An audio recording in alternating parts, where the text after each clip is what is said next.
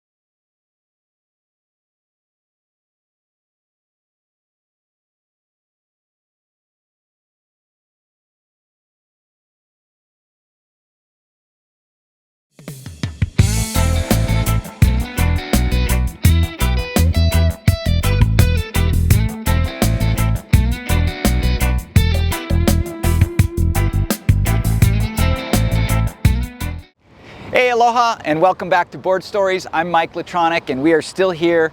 Waimea Bay is just showing us some great shore break in the background. Might have to go body surf afterwards. But it's only a hop, skip, and a jump, literally a 5-minute walk to Waimea Valley.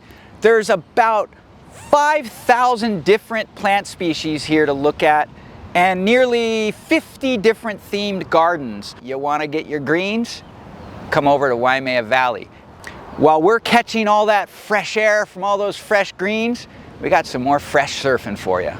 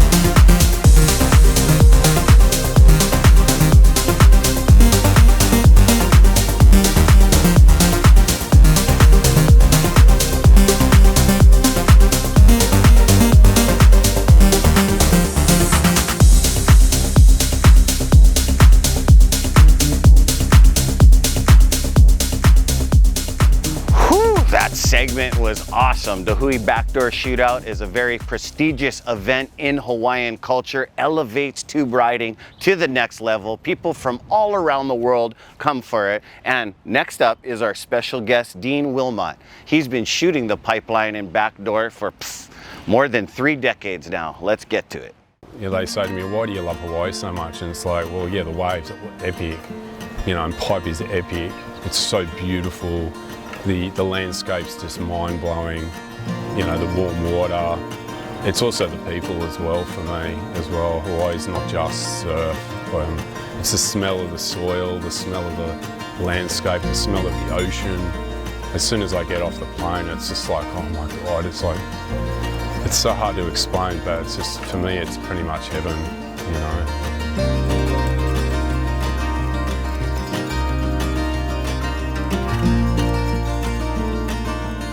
Very fortunate to actually be alive. I had last year when I was swimming out pipe, I was getting really short of breath, and when I was training, which I train every day, I was getting really short of breath, and I found I had an undiagnosed life-threatening heart condition in mid-August, and then I had open heart surgery in the beginning of September.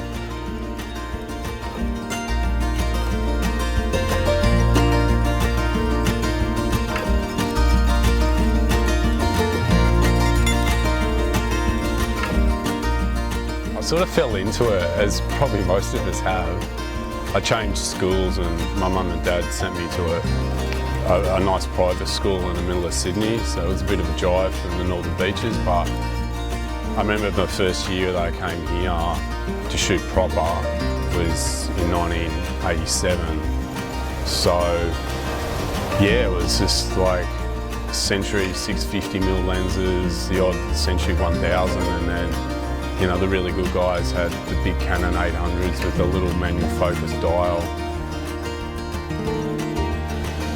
They had photography and woodwork, and I just chose photography because it appealed to me. And living in North Narrabeen, I had access to some of the hottest surfers in the world at the time, and Tom Carroll up the road, and Martin Potter and all those guys. And that's how it really started for me. My mum worked for Pan Am and United, so we used to come over for long weekends and holidays. Pretty much just absolutely fell in love with Hawaii.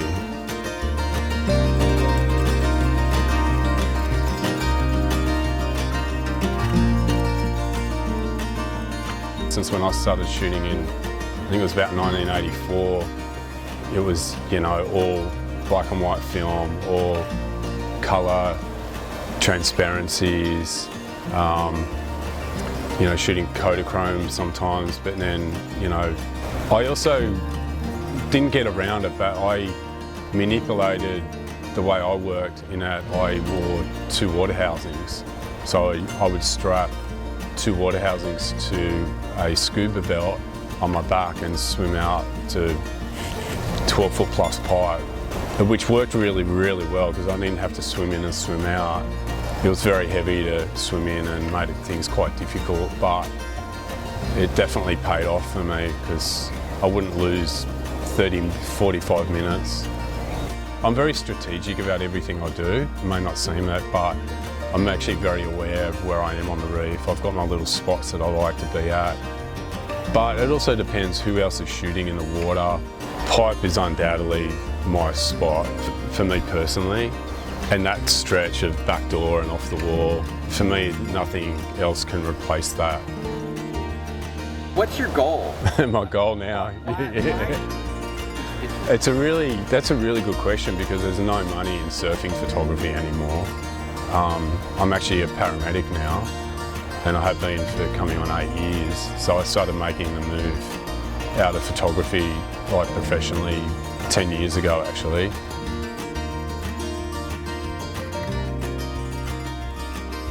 It's the jewel of the entire earth as far as I'm concerned, and I know the palm trees coming down over the water and the beautiful morning light, and even in the afternoon the light's just gorgeous, and you know, you get that emerald green, you know, on the golden hour that it's just breathtaking.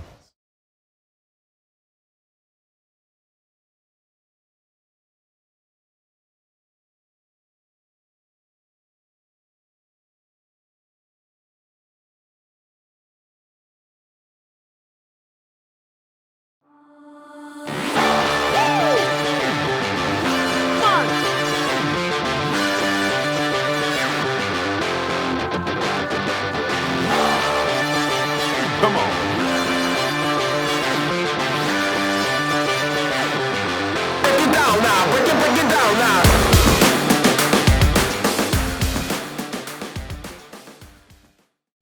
Aloha ohana, welcome back to paradise and welcome back to the show.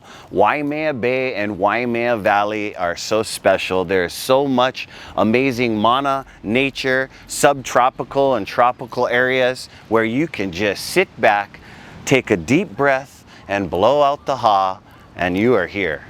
And here we are back in the valley. Besides the botanical tours, hula shows, and great flora and fauna, there's also some cool artesian workshops. Waimea Valley provides local teachers, artists, and knowledge keepers and a space to showcase their work. In turn, they share profound knowledge with all that visit the valley. And now it's time to get back into the surf and the definitive last rounds of the Hui Backdoor Shootout.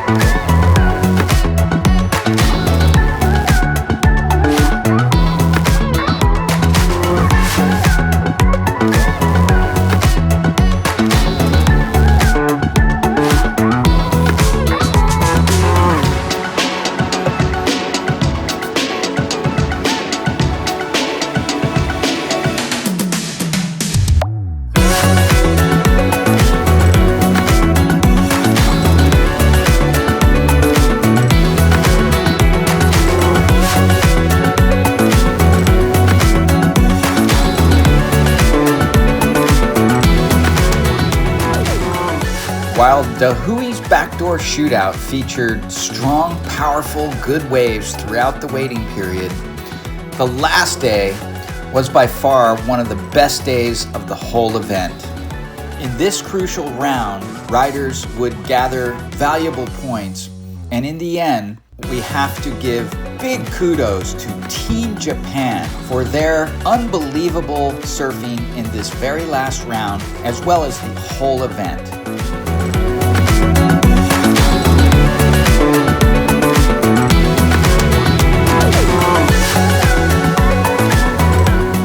Congratulations to all the competitors in all the divisions for the Hui Backdoor Shootout. In the individual shortboard category, it was none other than local boy Koa Rothman taking top honors with this amazing bomb in the closing minutes of the last heat.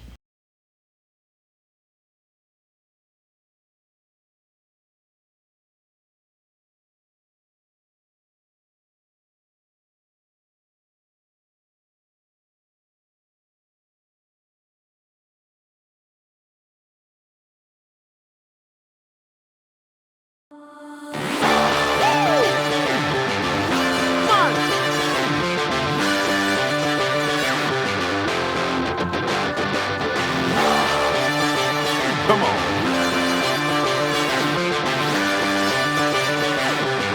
Break it down now, break it down now.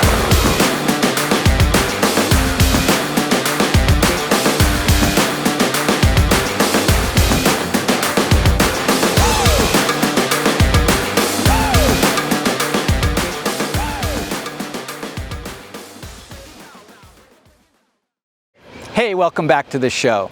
Now, if you're looking to visit Hawaii or you live in Hawaii, it's probably a great idea to learn things about Hawaii.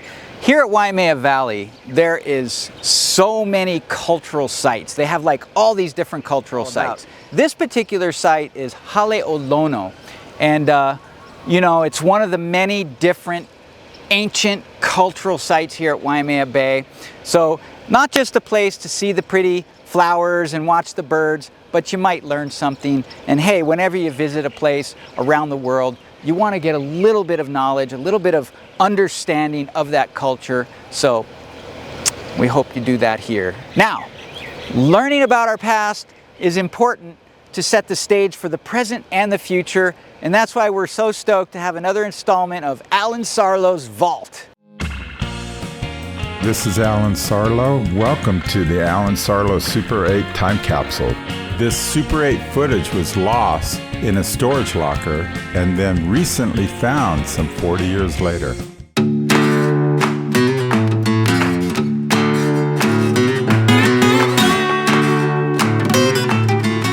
So what was this shot on and who shot most of it? Like how many reels were there? There were about 20, at least 20 reels, and my mom would shoot me at Huntington and Malibu, and then I had an older friend named Doug Irvine and Danny Sadler and David Isaacson, and we'd go surfing and we'd shoot each other, you know, just like, you know, we were kids. The good stuff was at POP Pier, man, the Cove, POP Pier. This surf spot doesn't exist anymore because the big waves destroyed the pier, then the homeless people burned it down, and it was our local spot. And you had to be like a local to surf there because this is Santa Monica. This is like the birthplace of Dogtown and the Zephyr Surf Team and the whole thing. Yeah, the sand would get washed down and the pier would block the sand, so the waves would break right off the pier. This is 1974, 75, and it was just a special time when POP Pier was there. Then we had this Venice jetty, and that same thing, the sand just went right around the jetty and made a perfect little spinning barrel.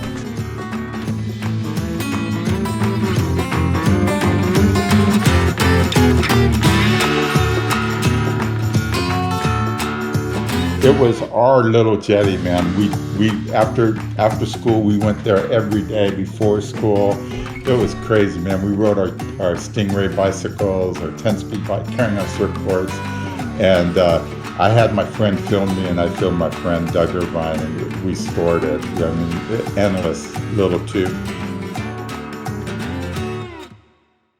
I just wanted to let you guys know out there in TV land and YouTube land that if you didn't know, we do have a sister media publication called freesurf. Maybe it's the brother, maybe it's the sister, I don't know, it's probably the uncle. But did I say that right? Uncle? Mm-hmm. Uncle. All kind of uncles and aunties inside here, and they're available for free at most surf shops in Southern California and Hawaii.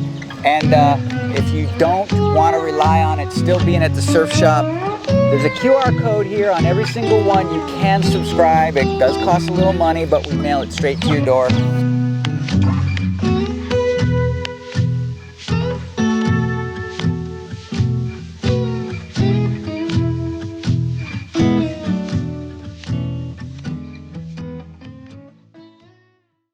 That's it for this episode of Board Stories TV, and that was absolutely amazing. I am so blessed to live in paradise with you. My name is Ezra Rodriguez, signing off with brother Mike Latronic, and just want to tell you guys, aloha. Aloha.